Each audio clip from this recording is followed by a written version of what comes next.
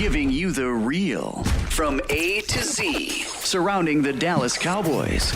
News, updates, rumors, transactions, takes, and more. So strap up, Cowboys Nation, and start your day off with A to Z Sports. Live with Will Steele.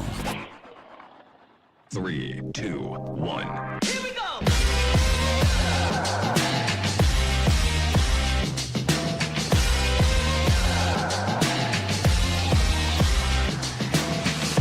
Good morning, good people. Welcome to A to Z Sports Live. We are streaming live on YouTube. And of course, I am your host, Will Skywalker. Still, boom!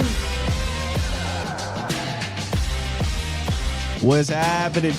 It's Friday. It's a Fan Friday. And we got my guy, Patrick No C Walker, coming up in a few minutes to break down this Eagles-Cowboys matchup. Give us the skinny on the injury report. And he's got a science lab that we're going to talk about in the scientific method. What's good with your squad? After all of that good stuff, we're going to break down this Eagles offense.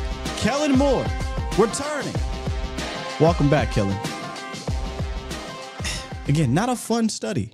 Not a fun study, but it is what it is. I just need one game from this. I just need one game from this defense to play out of its mind, because I'll be damned if I let this team come up in here and get the dub, man. But what's good with your Bomb Squad? How we doing this morning? Bomb Squad! Appreciate y'all being here, man. I was putting the finishing touches on everything, and it hurt my soul, seeing my brethren already moving on to draft talk, and it's not even Thanksgiving. It hurt my soul seeing this, man. I understand what we're up against. I understand the realities of the situation. It's just when you really see it. I mean, we're having real life discussions about draft. I'm just like, I don't like this feeling, y'all. I'm sorry. So I can't get into draft just yet.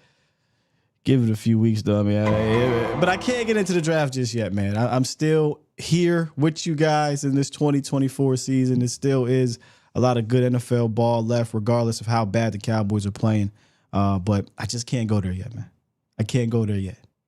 And I know somebody that's not going to go there with me, because we got some things to break down. That's my brother from another, Patrick No C Walker, in this week's version of the Scientific Method.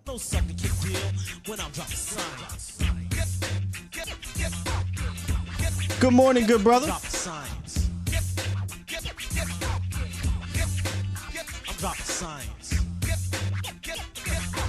Here we go. Good morning, good brother. What's up, my guy?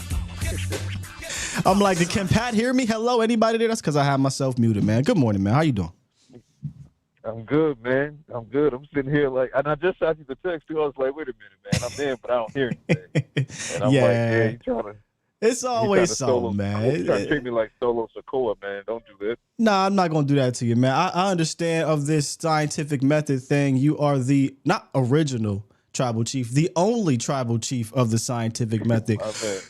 Patrick, I love you. My God. You know what's funny about that is if this had come in how it was supposed to, I was going to hit you with the main event game. Uso was in your city. You know what I'm saying? But we didn't pop off like we were supposed to. So it's cool. Pat, it's cool. you can't see me. I got the hands Solo. I love you. You did it? You went full Fatu? I got the Fatu hands and everything. My God, listen, all you need now is the grill, and you just pop off. Oh, man. Hey, my bad. This is a shameless plug. I know we supposed to talk Cowboys, but y'all have to go see the latest episode of And New Wrestling. It was absolutely hilarious. Probably my favorite episode we did, man. Too funny, man. Too funny. Yeah, they only get better and better, man, every single time we do it. And we do it every single week, ladies and gentlemen. Y'all got to go follow And New Wrestling on all the platforms, especially on YouTube, man. Check that out. We are having a blast covering wrestling. We are, man. We are. I'm probably having more fun covering wrestling than I am the Cowboys at this current moment, man. It's just the realities of the situation. But way more fun, man. Way more fun. And, it's another week, Pat, another disappointing injury report. Although, there's some positive news as well, I'm sure you'll get to. But, this Deron Bland situation, it's just maddening to me, man. I got a little more clarity on it, but it's still frustrating. Not having one of your best guys for what looks to be about 10 games now when we thought his return could have been much earlier, like a month ago, Pat. Right.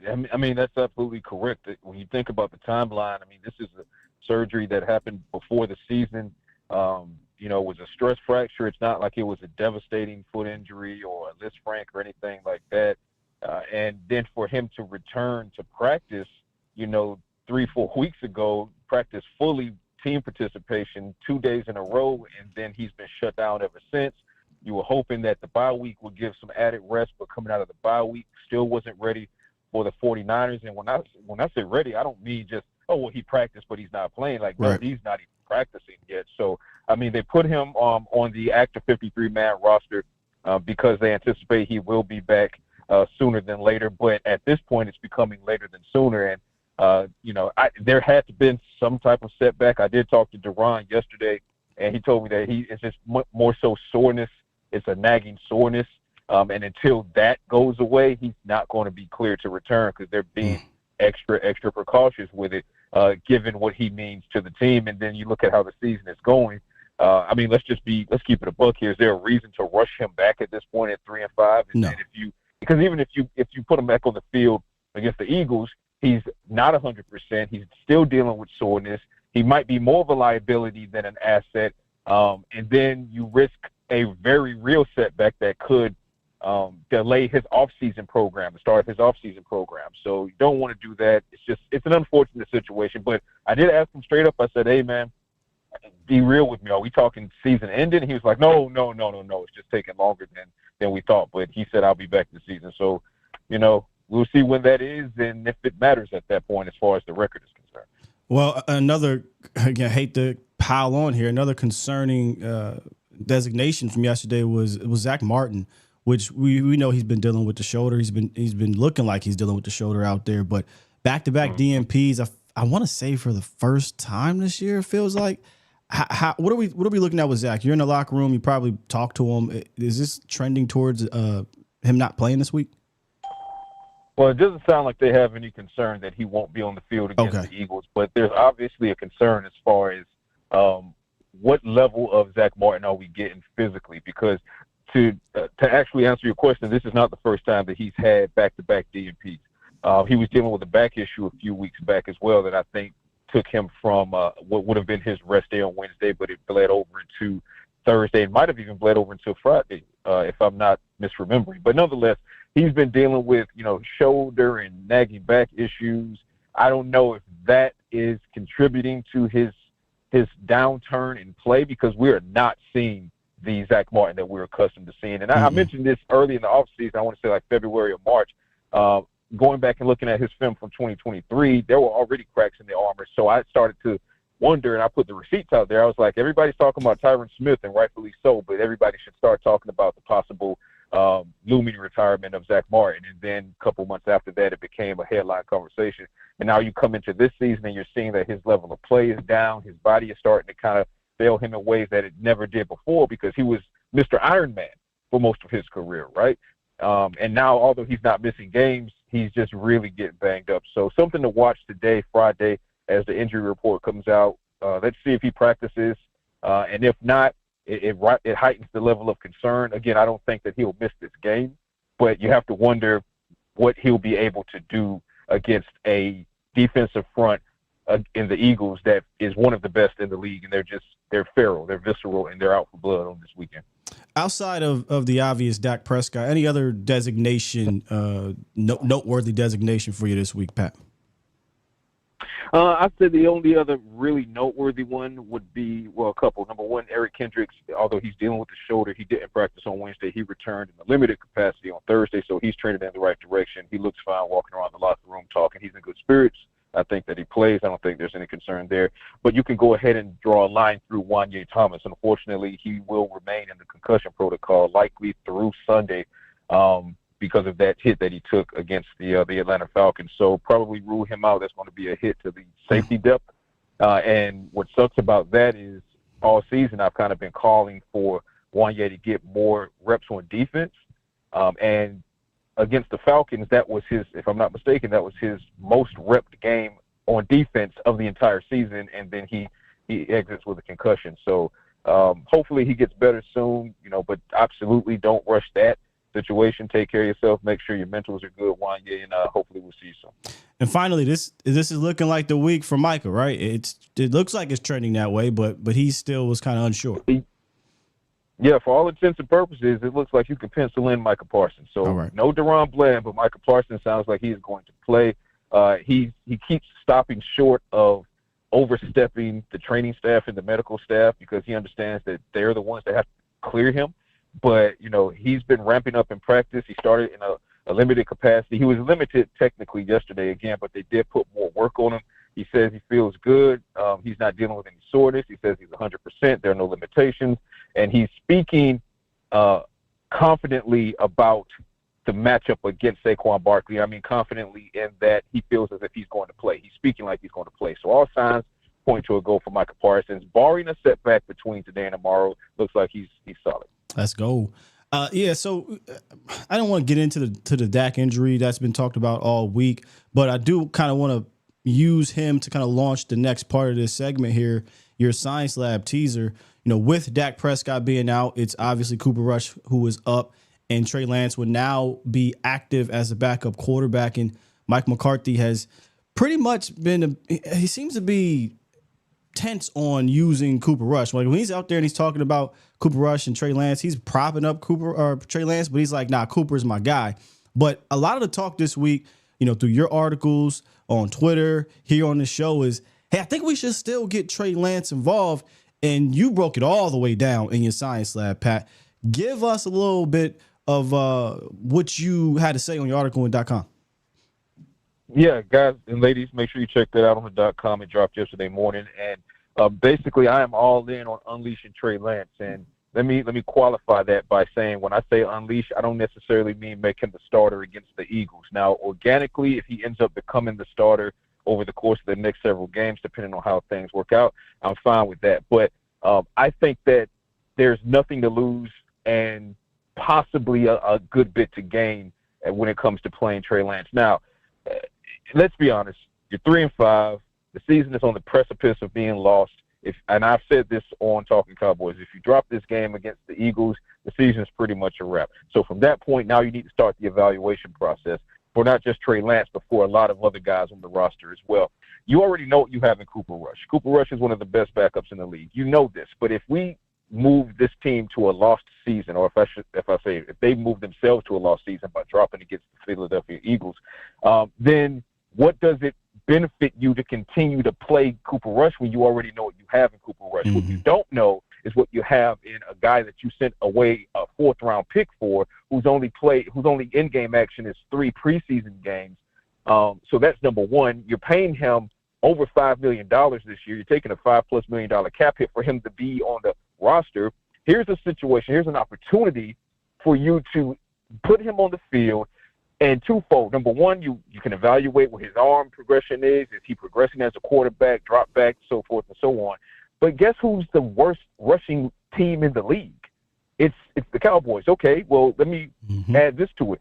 Trey Lance, and I get it backups in the preseason, but nonetheless, Trey Lance, through his 3 preseason games, had more rushing yards at the quarterback position than any of the Cowboys running backs, except for Rico Dowdle, have through the first 8 games of the regular season. That is a nauseating fact.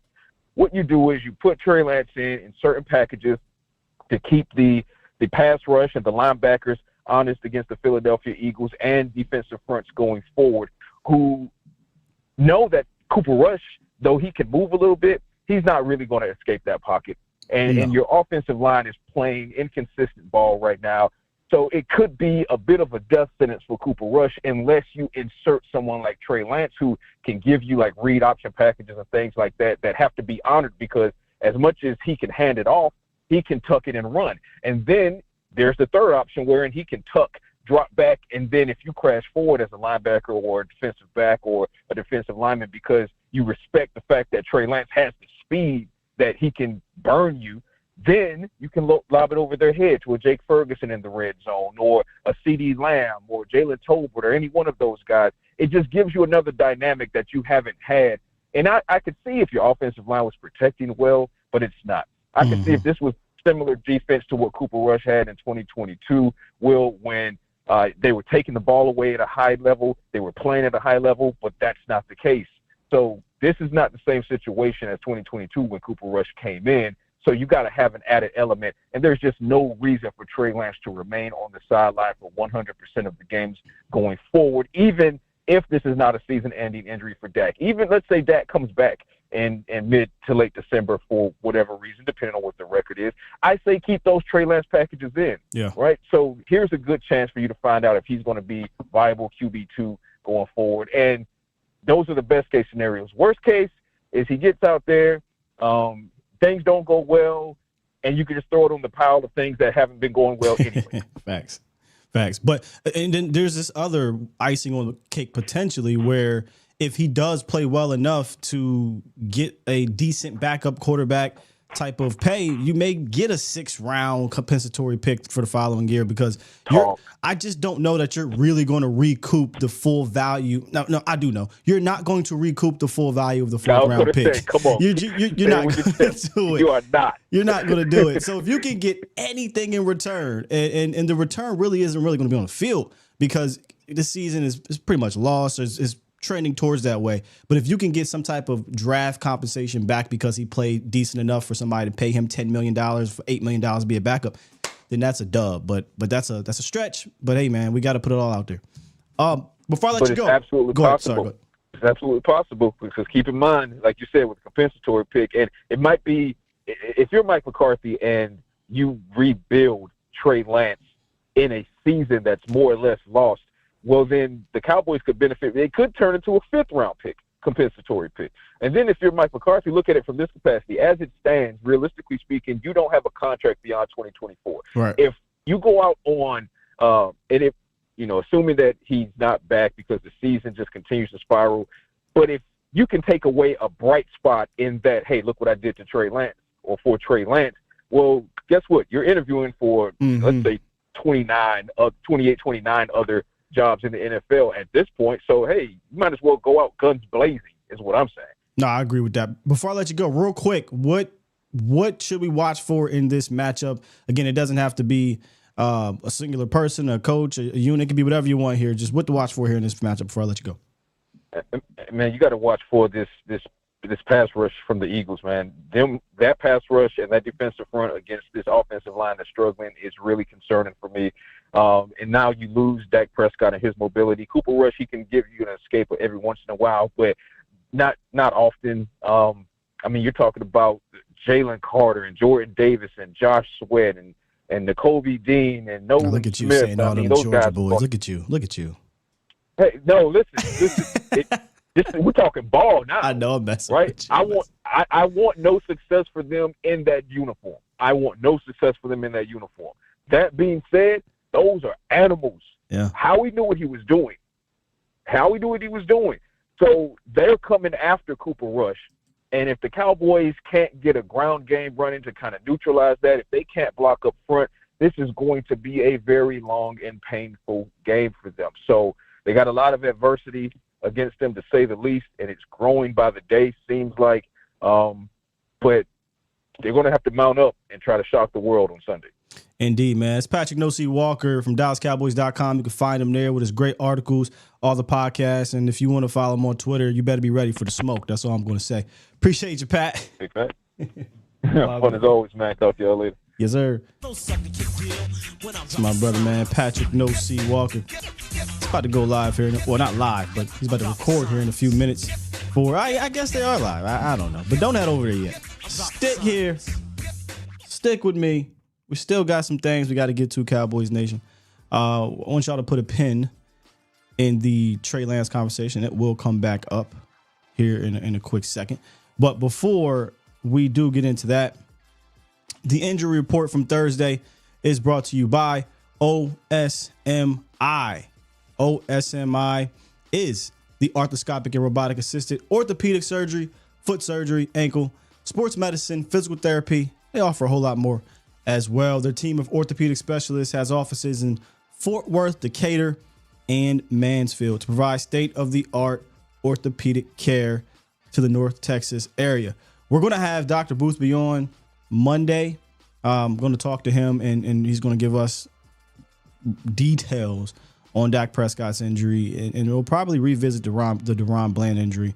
Again, I was able to get a quote from Britt Brown, see if I can find it here, trainer for the Cowboys, and he said, quote, "The Bland injury was an 8 to 12 week rehab. The back end sometimes depends on the position." He says at almost 7 weeks, they had an unusual advance so well that he could see no reason to not start his clock to practice. And then he developed some soreness that Thursday practice. And ever since, he's not been, obviously out there. So it's frustrating. It's frustrating with what's happening with Bland. But again, it's an injury. I'm not frustrated that he's injured. It's just that, hey, man, he might return this date, and then he gets out there and he practices. Peter Griffin. And he's now hurt. And I just look, man, if he's not playing this week, I don't know if he'll play next week. If you're staring at 3-7, what's the point? He's a young player, a part of your core four is what I call it. I would just put him on ice, get back next year. Foot injuries are nothing to play with. Nothing to play with. And if this season is lost, I just don't really see a reason to keep it moving.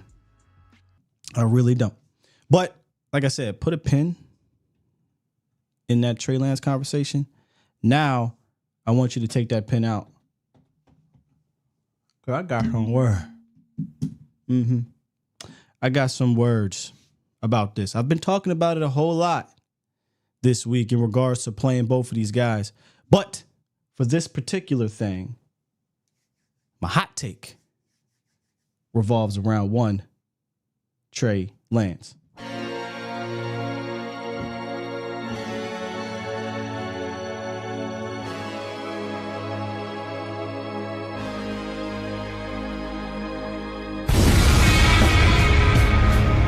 It's that time, ladies and gentlemen.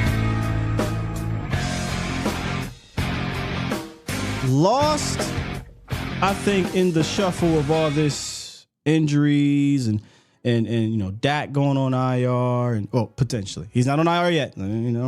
Potentially going on IR. Lost in all of this is just how non-explosive your run game has been. All right. Do you know how crazy it is to be in week 10? Week 10 and your longest run, your only run over 15 yards is by a quarterback that don't even run no more. That's the longest run, right? The 22-yarder last week from Dak Prescott. 10 games, no running back has hit a 15-yarder, right? And that's part of the reason why I think you hear the noise getting louder and louder to involve Trey, even before, Dak got injured. In fact, when he was traded for, I was like, look, if you're going to trade a 4th round pick, at least have a package for him. They was like, nah, Coop's going to be our backup. All right, well, now Dak's gone. There's no excuse not to have a package, in my opinion. No excuse. So, with that said, my hot take this week brought to you by Dave's Hot Chicken. Trey Lance will finish the season with the longest rush by anybody on this team. Running back, quarterback, wide receiver, punt specialist, whatever. It does not matter. Now, on the surface, you could be like, man, I don't seem so hot. But listen, a third-string quarterback will finish with the longest rush of an entire football season. Come on. It's absurd. That's why it's a hot take. But I don't think it's out the realm of possibility, especially where it looks like Dak is out, so he's going to be elevated to the second quarterback and maybe even the starter at some point. None of your running backs have been able to pop off a rush for over 14 yards, which is wild to me. And the longest rush so far is by a quarterback that don't even run. And it could happen as early as this week. That's all I'm saying. If it's not going to happen this week, I think it's going to happen. But it could happen as early as this week. So that is my hot take brought to you by Dave's Hot Chicken. If you love America's team, you will love America's chicken with their juicy hot chickens in all levels of heat, from mild to Reaper. And, of course, those bomb sides that include the crinkle cut fries and the mac and cheese. It's your go-to spot for hot chicken. And if you're in the McKinney, Plano, or Waco area, please stop by today. Let them know Sky sent you, A to Z Sports sent you. That's my hot take presented by Dave's Hot Chicken. I'm just saying. On the surface, may not feel that hot. But when you really peel the layers back and you say, wait a minute, the third string quarterback is going to have the longest rush? That's crazy. It's crazy to think about, and it's also crazy because it's very possible. That just goes to show you the state of many different things, the state of your line, the state of your backfield, the state of your running scheme, et cetera, et cetera. And look, I know, Mike McCarthy has been very adamant about Cooper Rush this week and wanting to go, with the regular core. I just want to deal with the, Cooper Rush. This is his turn now, yada, yada, yada.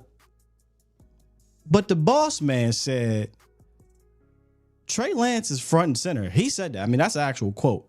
Oh, no, he is front and center. So while I do believe there's maybe some gamesmanship or Mike is truly wanting to just roll with Rush, the boss man said it's Trey Lance's turn, my man. And Mike may think he feels in charge, but... Speak of the devil, and he shall appear. What the hell is going on? The plan is proceeding as expected. Oh, really? It didn't work, my friend. Leave us. No, you stay here. I'm in charge. Do you feel in charge? Of Gotham's reckoning? Here to end the borrowed time you've all been living on. Pure evil. I'm necessary evil. He's necessary. Do you think you're in charge, Mike? Because it sure doesn't feel like you're in charge.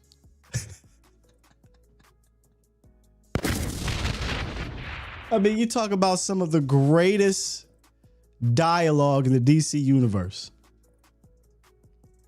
My guy Bane said, You think darkness is your ally? You've merely adopted the dark. I was born in it, molded by it. I didn't see the light until I was already a man, and by then I was nothing to me but blinding.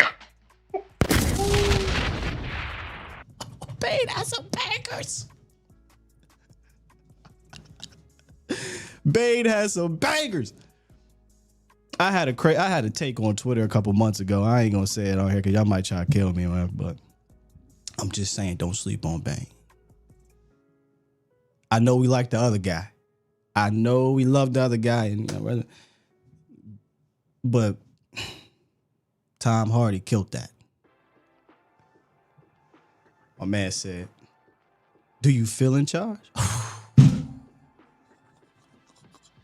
Big Mike be in that meeting room. Yeah, just like anything, we got Cooper. Cooper's going to take majority of the snaps. We want to get in our drop back game. And then you got Jerry coming right behind Mike.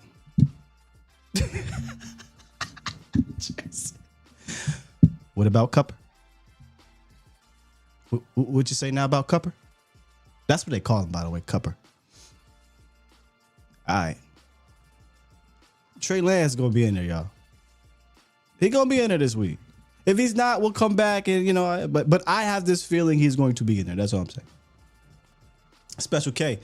I was born in the dark. This was so cold-blooded. Dog, I mean, I almost said that might have been the greatest, dialogue scene of the entire DC universe. But there were so many other scenes in that movie where Bane was just, like I just showed you one, right? Where it was just fantastic, man.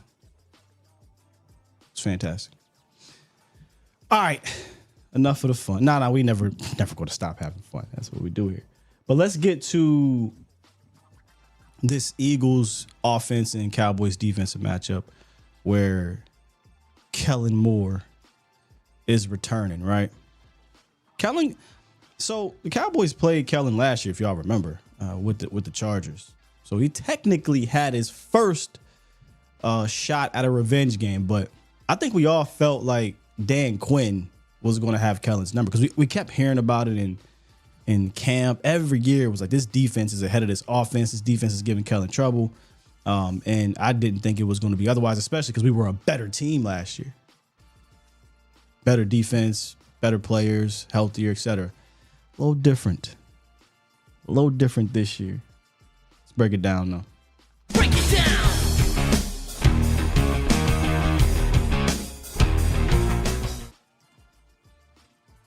Well, we know who the offensive coordinator is, right? And it's kind of strange to see an Eagles team using all types of motion, right? Sprint motion, exit motion, push motion.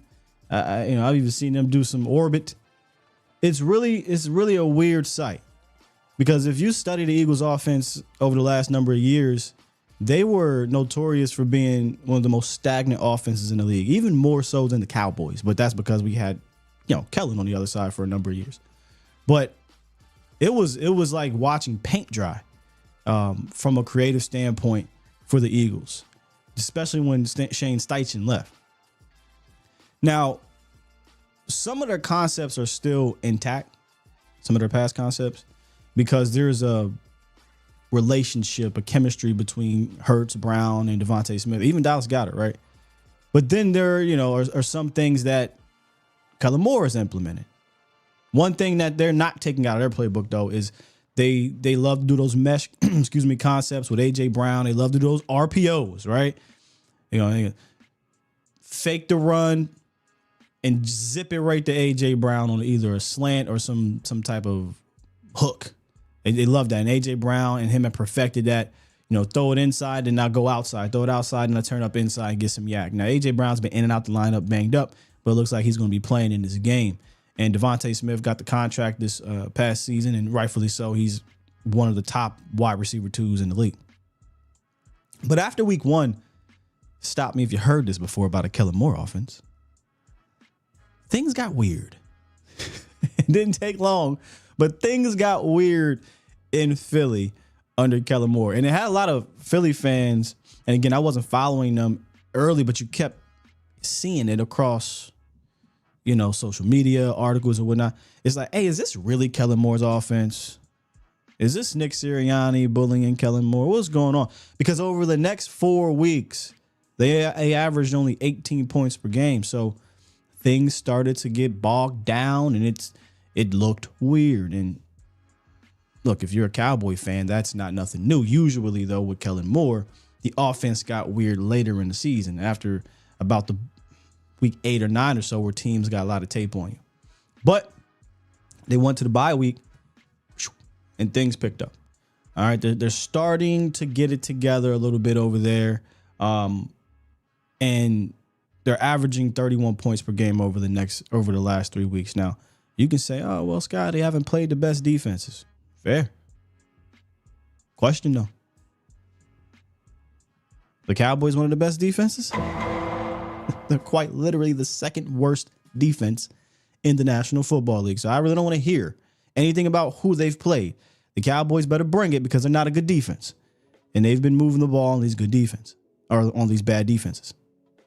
But how have they been doing it? How have they been able to turn 18 points per game for a month into 31? Well, for number one, for starters, they've started to take care of the ball. It looked like Jalen Hurts was on his way to like a 30-30 type season. He was turning the ball over at a high rate. But they have 1 turnover in the last 4 games. And then there's that Power Ranger ninja Saquon Barkley, man. This dude is ridiculous. He's averaging 6 yards per carry. You know how absurd that is for a real workhorse back? 6 yards per 6 yards. We're not talking about, and I love A-Chain right over in Miami. We're not talking about like a backup. We're not talking about a gadget guy. We're not talking about a guy who has 15 touches. He has like 200 touches. And he's averaging a ridiculous 6 yards. But he has 3 games where he's averaging over 8 yards per game. And it's never really been about talent with Barkley. Never. It's always been about this dude being in New York with one of the worst offensive lines consistently for a decade. They just can't seem to get it together over there from an offensive line standpoint. So you knew when he signed with Philly, it was like, okay, well, he's gonna have a good year. This is a good offensive line. This is, you know what I mean? They have weapons. You have to respect so many different things, right? You got A.J. Brown, Smith, and Goddard. You can't stack the box all the time against Saquon Barkley. And if you want to do that, they can throw the ball to him too. So, you know, Eric Kendricks, Maris Leofau, Marvin, they have to be ready to wrap this guy up because, you know, he's another one of those backs that can make you miss anywhere on the field. He can make you miss in the box, meaning, you know, in the phone booth in between the tackles. He can make you miss in the open field. He has the burst. He's a complete back. It just is what it is. So they got to be ready to wrap up because last week, Zimmer went out there on the podium and was like, man, yeah, it was terrible last week. We had 15 missed tackles. You can't have 15 missed tackles in this one, y'all. Cannot do it. And they're going to run the ball a lot. They're number 1 in rushing attempts and they're second in the rushing yards. And Saquon Barkley, along with Derrick Henry, are looking like the best 2 backs in football right now. But it's not without help. We talked about how, you know, they have an awful offensive line in New York. They don't have an awful offensive line in Philly. And a lot of that is because of arguably the best coached O-line and best offensive line coach in the game right now. Shouts out to Bill Callahan too, but Jeff Stoutland is like that. How can we get a Jeff Stoutland? Like, how can we do that? I wonder what they paying Jeff Stoutland over there. I gotta ask Duke. Hey Duke, how are they able to retain Jeff Stoutland? What's going on over there, man? But he's turned Mekhi Becton into a solid guard. I mean, this was a 6'9", 6'8" tackle that's kind of making that Robert Gallery transformation, right? We had this question about Josh Ball, and how are you bringing up Josh Ball? Because Josh Ball was a 6'8" tackle. They tried to move the guard. And I'm like, that doesn't often work, right? Because of the height, it's tough to get the leverage, but it's working with Becton, and it worked with Robert Gallery. I think he turned into a Pro Bowl guard. So he's having a solid year. Lane Johnson is on a ridiculous heater right now. He's only given up 2 pressures all year, according to Brandon Thorne, which is stupid, by the way, just stupid. But the mouse in the house to me is that left side of the field. That's the mouse in the house to me. On the left side, they don't have Jordan Mailata at left tackle. Jordan Mailata is, you remember him, he's 6'8" or 9", the Aussie, like 350 pounds, and he turned into a very good left tackle. He's been out. Doesn't sound like he's coming back. He was dealing with a hammy. They've replaced him with another huge dude, and Fred Johnson, a veteran who's been around the block, was with Philly last year. He's like 6'7", like 330 or something like that. And here's the thing about Fred. I wrote this on Twitter. I said, if Micah Parsons returns this week, if he's not lined up over Fred Johnson on every single pass rep or just in general, which I don't mean literally every single play because you want him to line up between left and right guards, then it's malpractice. Mike Zimmer is sleeping on the job because that guy, to me, from a pass blocking standpoint, is food, especially against a guy like Micah Parsons. Now, in the run game, a little different. He's a big guy. He's a strong guy. If you try to run through him, that's not happening. But I've seen him struggle with speed. He looks more comfortable on the left than he did in the right. He was a right tackle in that Bucs game, and he looked really weird in his kick. But in the left side, he looks more comfortable, but he's just not as good, in my opinion. And he struggles with that speed. Micah, if he returns, Mike Zimmer, please do not line him up on Lane Johnson all day. Now, I get it. He had a sack on Lane a couple years ago, whatever it was. Might have even been last year. But all pro, food. Future Hall of Famer, food. Pretty simple to me. And if you don't want to line him up on the food, Then line him up on the dessert. Put him over the center. Put him over the right guard. Put him over the left guard. Just leave that right side. Leave that right tackle alone. Leave it alone. I'm tired of seeing teams do the obvious things against us. San Fran went to that game. Nick Bosa, right? Nick Bosa has played Terrence Steele, I think, once or twice before. He has a beat on Terrence Steele. Even though there was a rookie over there, it's like, and Nick was almost 50-50 in where he played. Nick said, or San Fran said, 100% of the snaps over here on Terrence's side. I got this guy. I know how to beat this guy. He's food for us. And they kept him over there. They didn't get cued and try to put him on. They kept him over where the food was. Mike Zimmer, I'm pleading to you. The lion hasn't eaten in weeks. Put him over there where the gazelles are, right? Where the food is. Don't put him over there against another lion. Okay?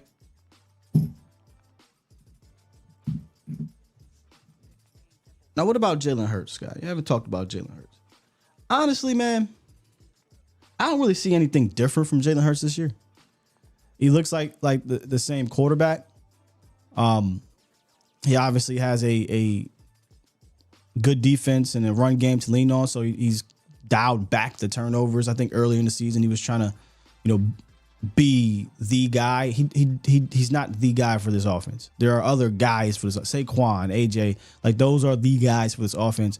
And I think Nick or Kellen, whoever it is, have realized that and they've leaned into that. Well, interesting stat though from Next Gen Stats. Jalen Hurts has averaged 3.09 seconds per throw this season. That's the longest in the NFL.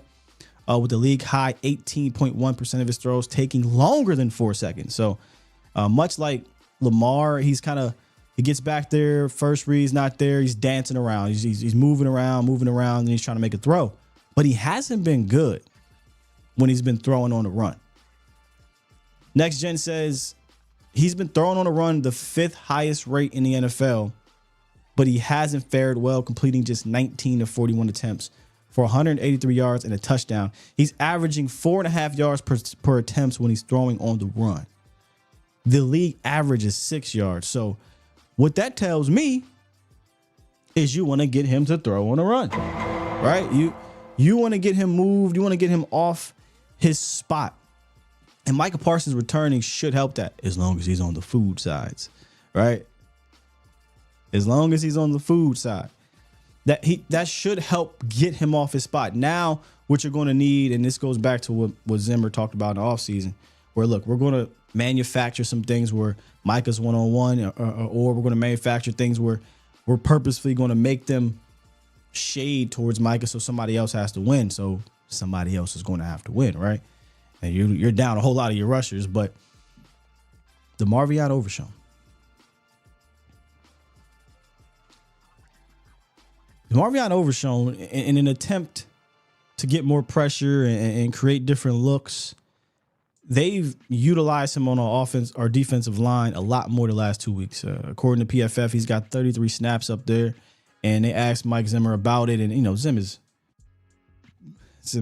so funny, man. Zim's short of word. He doesn't have a lot to say about it, but he's like, yeah, we're trying to move him around, and he's done well up there. He's done better than well. I've liked what I've seen from Demo when he's standing up, and I'd like to see Micah and Demo get involved together, whether it's the same side, whether it's Overshown blitzing from the middle with Micah rushing, whether it's Micah one side, Overshown the other side.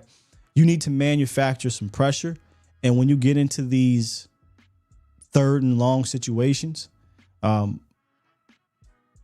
you want to call it a blitz with Demo, whatever, I would rush both Micah and Demo together because you're going to need some speed to get after Jalen Hurts. Outside of those two, you don't have that. Carl Lawson is your technician, but I won't look at him as a juice speed guy. Golston is playing some good ball, but he's not a speed guy. Hopefully Osa, can manufacture some pressures up the middle to force Jalen Hurts outside so Micah and Overshown can run him down. But I'm really interested to see if they keep at this with Demo. manufacture some pass rush opportunities for him on the defensive line. With Micah back, you got a little bit more juice, a lot more juice. But with both of those guys, I feel like that's the way to go. Jordan Lewis and Diggs, I think, are going to be huge. Diggs has not had a good year. Obviously, his first year back from the ACL injury. He looked dinged up last week, right? He refused to come out. I don't know why. And I think the very next play he gave up that touchdown and he's complaining and whatnot. I just don't think Diggs is just there right now, you know. But Jay Lewis, Jay Lewis there. Jay Lewis has been your most dependable and consistent defensive player on the season, where a lot of guys have been injured and out, or the guys that have been in have not played as consistently as Jay Lewis. This week is going to be interesting for Jay Lewis because if they put an AJ Brown in the slot, as much as I like Jay Lewis, that's just a tough matchup. Smith is more his speed, but that's still going to be a tough matchup. And then we saw last year where everybody was trying to get on Jay Lewis for having to deal with a 6'6" tight end down the field. I mean, what do you want him to do? But if they do somehow, some way get Jordan Lewis one-on-one with Dallas Goedert, who may be returning, it looks like he's trending towards returning, that's a tough matchup. But if there's a guy in that secondary I feel confident is going to play some good ball, maybe a guy will make a catch on him. Maybe it happens, right? Those guys get paid. You're going up against, again, one of the better skilled units. But if there's a guy I think is going to go out there and he's going to do what he needs to do his job, he's not going to be out there confused, flailing around and in the mid-play turning back like, you know, what's going on? It's J. Lou. J. Lou has been Mr. Consistency this year, and I feel like he'll be consistent in this one. Now, y'all don't kill Jordan Lewis if they give up a catch or something like that. Y'all don't throw him off the bridge. I know how y'all like to get. It's a tough matchup. I mean, it just is what it is. This offense is tough to deal with. So, and you're hampered, and you're not playing well. And we're at that point in the season where, look, I really don't care about who's there and not there. You had 1 year with Mike Zimmer. You didn't sign to a long-term contract, so the grace period has ended, right? We knew what this was. We knew going into this thing, hey, we're going to give you some time. We'll give you grace because of injuries, but if you got 1 year, if you had multiple years, if this was, hey, we extended Mike and Zimmer's our off defense coordinator, he's got a 3-4 year deal, whatever, man. You know, we just learning the defense, we figuring it out. All this may be flipped upside down in 4 months. So they need to start figuring some things out. But I did love what he did up on that podium when they asked him about, you know, Diggs saying we're still trying to get the defense down. Yeah, we in week 10. And he like, hey, you're going to have to ask them about that. He said, that play was man. Hey, Zip said, Diggs, you're not finna throw me under the bus. He said, that ain't had nothing to do with no motion, no defensive call. He said, that play was man. Go ask him. Boy, man, it's rough out here in these streets.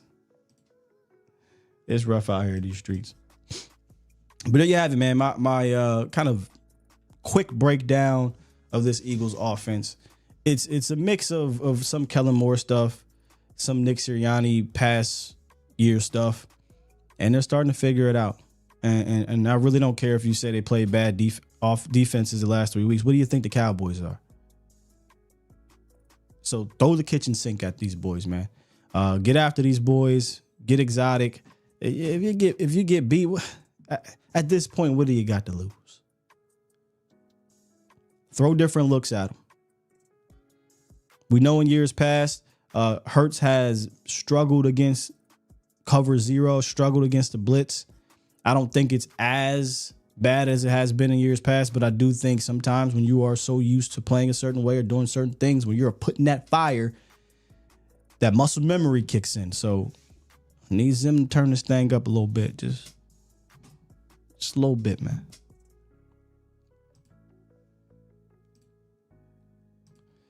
I don't know if y'all dropped any. Nope, we did not. We'll get to the chat, wrap y'all for a little bit. TC said this whole year has been disappointment. Yeah. And from the rip, man. You said ever since free agency. Well, TC, the writing low key was on the wall when they decided to bring back Mike McCarthy. I just, for the love of me, I could not understand that reasoning to bring back Mike McCarthy.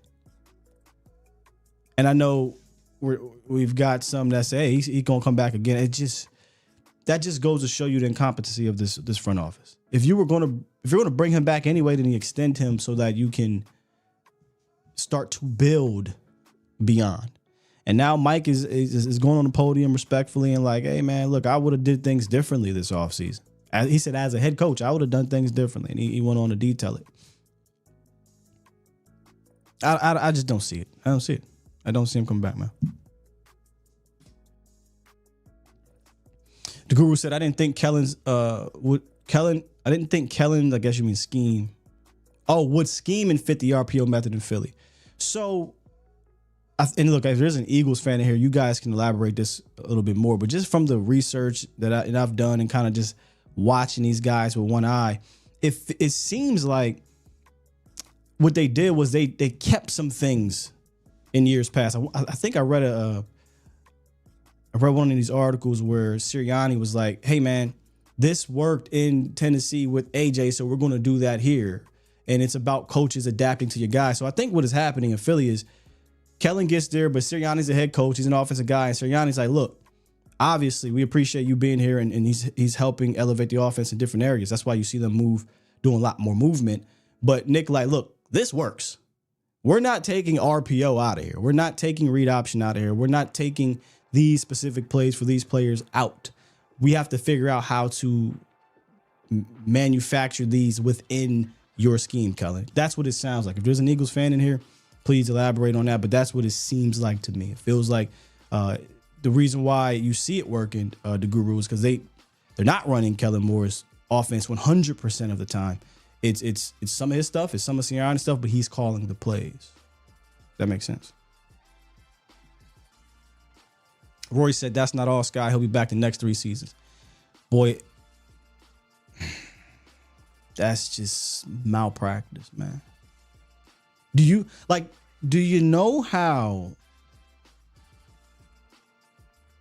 incompetent you have to be to go through this season, off season, lame duck it, bring them back, don't extend, have everything that has happened, everything you didn't do in the off season, everything that has happened during the regular season, and they come back and say, okay, now we're going to extend you after a failed season, after likely finishing below 500, after not really being aggressive. We're going to run it back for 3 more years.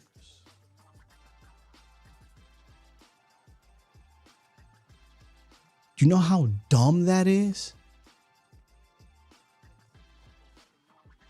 I know we're a dumb team. I know we're a dumb front office, but that's so stupid.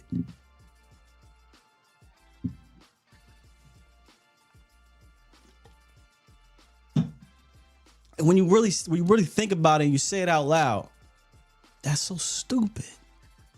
I don't bring back Mike McCarthy for it don't matter how many years, just in general. Especially when you're about to get a good coaching candidates out there. Now, last year was really good ones too, but you know what I mean? You're going to still get some good ones this year. You know how stupid that is?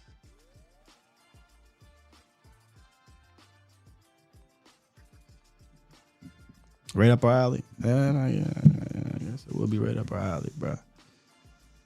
You said that's something the Jets would do? Nah, the Jets fired their coach in the middle of the season. The Jets said, this ain't it, bro. Bye.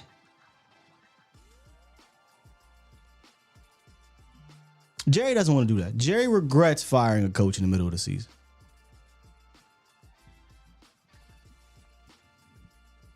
It's lining up to be Kellen as the next coach.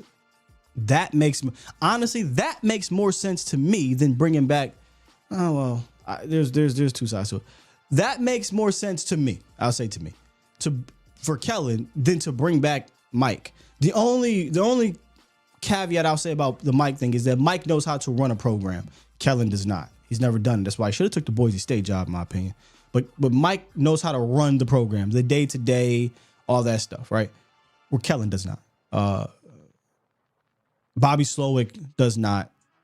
I personally, people get at Ben Johnson. Ben Johnson is different from Kellen to me because Ben Johnson rose through the ranks. Ben Johnson started down here, quality control, assistant, coordinator for a number of years, and now head coach. He's been around to know how to do this, and he just feels more like a leader. You listen to him talk, he just feels more like a leader. You listen to people, he's going to be a head coach. A lot of people, I saw people say, oh, well, just because you're a good coordinator doesn't mean you're going to be a good. That's true, but that doesn't mean you don't give those coordinators a shot. If that was the case, Kyle Shanahan doesn't happen. Bill Belichick doesn't happen. Andy Reid doesn't happen. Sean McVay doesn't happen. Matt LaFleur doesn't happen. Doug Peterson, who won the Super Bowl there, doesn't happen. Right now, I'm saying he's doing good now, but a lot of these coaches were coordinators before they became head coaches. So they have to get a shot somewhere. So to me, there's no excuse. None. To not hire one of these type guys just because they didn't have previous coaching experience. Well, surround them around veteran guys and let's boogie. Yeah. Does Mike know how to run a program? Does Mike know how to run? Yes. Mike knows how to. There's a difference between saying somebody knows how to run a program and somebody knows how to run a successful championship program. Right? Like Mike has shown that he can run. He can. All right, here's Monday, here's Tuesday, here's Wednesday. Here's how we're going to handle injuries. Here's the day-to-day. Here's our quarterback school, cross talk or whatever they call it. He knows how to do all that. All right? He's been around this league for 30 years, been a head coach for now, 18 or something like that? Yeah, he knows how to run it. Does he know how to run a championship program? Well, that's a different discussion. He has a championship for sure. Was it 14 years ago now? 15 seasons ago. I think it's fair to say he doesn't know how to run a championship program. Mm-hmm. Kellen, a great leader of men. Let's make Dallas great again. I believe Kellen will be here before Mike will be here. That's all I'm saying. Yeah, shouts out to Professor Rowe. Hit me up yesterday about the monies, Dre. Coaches don't have cap. Coaches don't got cap. You paid Dan Quinn, I feel like every single year after 2021, more and more money to stick around. If you really wanted to change things, then money don't matter. But we know the real deal, Holyfield here, man. We know the real deal, Holyfield. All right, one more refresh. It's Friday. I ain't gonna keep y'all long. If you missed it, shouts out to Patrick Nosey Walker coming through, giving us the update rundown on the injury report, what to watch for, and his teaser in the science lab from the scientific method, where he talked about Trey Lance and using his legs. Roy dropped 5 on the way out, said Jerry regrets letting Wade go only for him to win a Super Bowl in Denver as a coordinator. It doesn't matter who the coach is, Scott Jones is. Well, yeah, bro. Yeah, I know. But him saying, the reason why I don't think they're going to fire Jerry fire Wade, fire Mike is because of what he said about Wade. He said he regretted firing him in the middle of the season. But I tell you this much. If Mike keeps coming out in the media and fighting, and they keep getting blown out, all I'm saying, man. All right, look, you hooligans. Me and where you at? There we go. Me and Jesse will be back at Canvas this week covering this game day live, pre-half, post-game show. Y'all know how I feel. Y'all know what I said yesterday. As soon as that thing kicked off, I'm going to act like the 92 squad out there. But as soon as something happened, oh, my God. Oh, my God, bro. Oh, hell no, man. So if you want to see a short-lived, crazy Sky come through and check out your boy at Canvas Sports and Social. Good vibes, good music, good energy. And, of course, you got us. Today's show and every show is brought to you by Specs. Good wine, spirits, and finer food. Specs is your one-stop shop for unbeatable selection of wine, beer, liquor, and finer foods. Whether you're planning a party or you're just looking for that perfect bottle, Specs has got you covered. If you can't make it down to Canvas, hit up Specs. Download the app. You don't even got to leave your couch. You can sit back, watch all the games, and they have curbside pickup. Or, like I said, if you can't leave your couch, they'll deliver it to your home. That's Specs. Cheers to you. Cheers to savings. All right, man. We're going to get up out of here. I'm going to press this button. And y'all have a good weekend, man. Be safe out here. Have fun. I know my guy, Professor O, went to the Georgia game last week. Shouts out to you. Looked like it was a good time. Not sure what y'all got going on this week.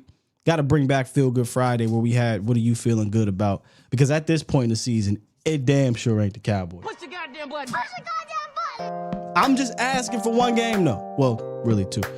I'm asking for just one game this week, Dallas. Philly. Put 150% into this thing. Man, everybody say, oh, Cowboys is a Super Bowl. Well, Philly the Super Bowl this week, damn it. I know what it is for this season. But this week, beat these boys, man. We out here. Peace.